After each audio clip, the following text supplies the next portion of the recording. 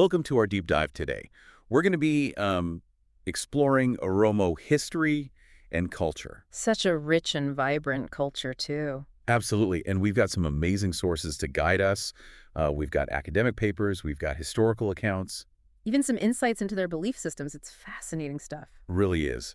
So get ready to uncover the Oromo people's journey and see how they thrived amidst all these changes throughout history. Yeah, it's a story that deserves more attention, It often gets overshadowed, Right. but it's full of cultural richness and resilience, something we don't always see represented, I think, in mainstream narratives. Okay, let's jump in. Now, a lot of historical accounts place the Oromo people's arrival in the Ethiopian highlands, Mm-hmm. like sometime in the 16th century. Right, that's the common narrative. Yeah, but our sources suggest that's not the whole story. Yeah, it's more complex than that. There's evidence that challenges that idea of like a sudden appearance, like the concept of the Gala forest, for example. It's mentioned in several historical texts, and it points to an Oromo presence even before the 16th century. This forest, they think it was probably located somewhere near the Awash River. It suggests that they were already integrated into the region. So not so much a sudden migration, but more of a gradual expansion over time. Exactly. Yeah. That makes sense. And to really understand how that expansion happened, we've got to talk about the Gada system. Oh, absolutely. The Gada system is like crucial to understanding Oromo society. Yeah. It's this unique socio-political structure that governed their lives for centuries. Imagine a system where leadership rotates every 8 years. Every 8 years. That's a pretty short time to be in charge. Right. It's amazing. That's the Gada system in a nutshell. So what was the thinking behind that? Like, why such a short cycle? Well, this cyclical system ensured that no single leader could become too powerful. It was like a built-in safeguard against tyranny. Pretty remarkable, don't you think? Yeah, that's pretty forward-thinking for its time. Right. Different classes, they called them luba, would ascend to power in this 8-year cycle. And they'd assume all sorts of responsibilities, military, economic, political, even ritual stuff. Wow, so a real system of shared power.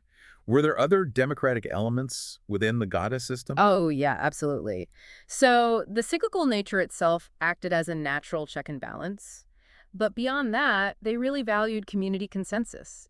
Decisions weren't made by just one ruler, but through discussions and agreements within the Gada classes. Interesting. So it really fostered a sense of shared responsibility and collective decision-making. Exactly, very much so. I bet this system played a major role in their expansion across the region. Oh, definitely. The Gada system's military organization, along with their growing population, it was a crucial factor in their expansion during the 16th century. It gave them a framework for coordinated action and, strategic planning. Made them a force to be reckoned with. Speaking of which, our sources mentioned something called the Mogasa system. Oh, right, the Mogasa system, yeah. Can you shed some light on that? What was it all about? Sure. So the Mogasa system was basically a process of adoption and assimilation. Weaker groups, facing the Oromo's strength, they could choose to join Oromo clans rather than be conquered. It was a really clever strategy. Turn potential enemies into allies. Interesting. And, grow their sphere of influence, not just absorbing smaller groups, but really integrating them. A lesson in strategic expansion through integration rather than just brute force. Exactly. So it speaks to their ability to build alliances and incorporate diverse groups into their society. A real strength. Definitely. Allow them to adapt to different environments, different challenges, incorporate diverse elements into their culture. That adaptability, along with their strategic thinking, it's something you see throughout their history. It's a key to their enduring strength for sure. Yeah. And speaking of strategic thinking, our sources detail some pretty impressive military tactics used by the Oromo. What made their approach to warfare so effective? Well, their military strategy was this 3-stage approach. First, they would focus on defensive measures, choosing their battles carefully. Okay. Then they launched these lightning-fast surprise attacks, often at night, to catch their enemies off guard. And finally, they'd move to strategic settlement and consolidation of the areas they conquered. So a calculated combination of defense, agility, and long-term planning. Exactly. Any specific examples that stand out, that highlight their strategic thinking? Well, their emphasis on safe base areas always struck me as particularly insightful. Safe base areas. Yeah. During conflicts, they would secure women, children, and livestock in these designated areas. I see. Protecting their most valuable assets while the warriors were out fighting shows a real understanding of, long-term strategy, right? Absolutely. This idea of safe base areas, it's It's like having a secure foundation even in the midst of chaos. Yeah. You know, a haven in a storm. Mm-hmm. And it seems this strategic brilliance wasn't just limited to warfare. We see that same adaptable mindset in how they shifted their economic activities when they moved into the Gibe region. You're absolutely right. As the Oromo expanded, they encountered different environments, so they adapted. Makes sense. In the Gibe region, we see a shift from a predominantly pastoral lifestyle to a more settled agricultural one. So it wasn't just about conquering new territories. Yeah. It was about adapting to new environments and finding new ways to thrive. Precisely. And this adaptation, it led to the rise of what we call the Gibe states, right? Exactly. Kingdoms with established hierarchies, complex economic systems. Fascinating stuff. It is. It really is. It seems like this shift to agriculture, it wasn't just about new food sources. Right. It demanded a whole new level of organization. You could almost see the seeds of more complex societies being sown.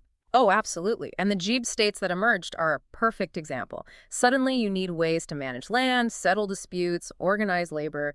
This is where things get really interesting. We see the development of these, like, surprisingly sophisticated land ownership systems. Yeah. And, it wasn't all perfect. Sadly, we also see the emergence of slavery within these states. Right. It's a reminder that even as societies advance, they can still struggle with these issues of inequality and injustice. Yeah, definitely a darker side to that development. For sure. But let's shift gears a bit and talk about trade and commerce. How did the Gibe states engage with the wider world? Well, they had these thriving trade networks. Okay. With key centers like Saka and Hermata. They became hubs for exchanging goods. What kind of goods? All sorts of things. Gold, ivory, coffee, even manufactured items. It's pretty impressive. Wow. They even had these specialized merchant villages. They called them Mandara. Mandara. Yeah, right in their capitals. Yeah. Shows a sophisticated understanding of trade infrastructure. So they were connected to these regional and maybe even international trade routes. Exactly. And these networks facilitated more than just economic exchange, right? Yeah. They played a role in cultural exchange too, and the spread of ideas. It shows how the Oromo people were able to adapt and thrive within a larger economic and political landscape. It's fascinating how interconnected things were even back then. It really is. And, this vibrant trade, it wasn't just limited to material goods, was it? It also impacted their religious landscapes. Right.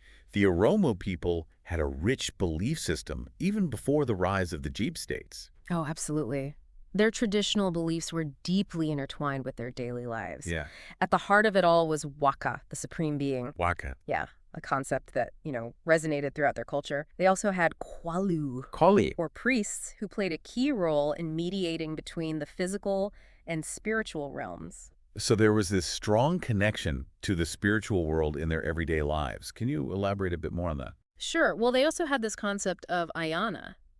Think of them as spirits that could dwell in, like a tree, a rock, a river, anything, really. Interesting. It's a way of seeing the world as alive with spiritual energy, wouldn't you say? Yeah, definitely. And this belief system fostered a deep respect for nature, a sense of interconnectedness with everything around them. That's a beautiful way to look at it.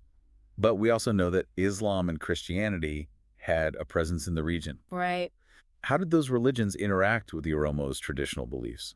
That's where you really see the Oromo people's capacity for religious tolerance and syncretism. It wasn't a complete rejection of one belief system for another, Right. They found ways to incorporate elements of Islam and Christianity into their existing beliefs. So a blending of beliefs rather than a forced conversion? Exactly. There are accounts of Oromo leaders, even those who converted to Islam, they'd still participate in traditional rituals and acknowledge the importance of Waka.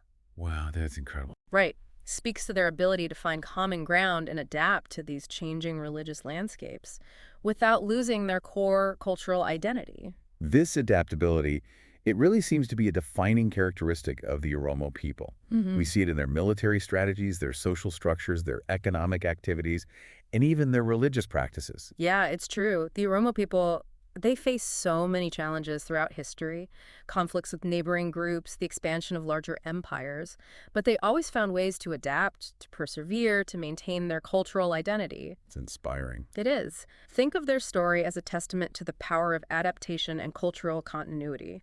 They navigated these complex historical events, they created unique social and political systems, they left their mark on the cultural and economic landscape of Ethiopia and East Africa. Their story is a testament to human resilience. It's incredible. And it really makes you think, what lessons can we take away from their experiences? Your story offers these like valuable insights into cultural resilience, right? Adapting in the face of challenges.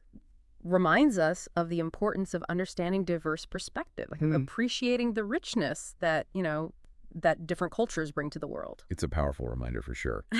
So given their incredible journey of, adaptation and expansion, what role do you think the Oromo people will play in the future of Ethiopia? Yeah, in East Africa as a whole, right, that's the big question, isn't it? Their story's not over. Right. Considering their history of adapting, integrating so successfully, how might they shape things going forward? The political landscape, the social, the economic. It's something to really think about. Yeah, food for thought for sure. Well, it's been an amazing journey through Oromo history and culture. It really has. And I hope our listeners have gained a deeper understanding of their resilience, the power of their traditions. It's a story that deserves to be heard. Absolutely. So that's it for our deep dive today. We hope you enjoyed exploring the world of the Oromo people with us. As much as we did. Yeah, until next time, keep diving deeper.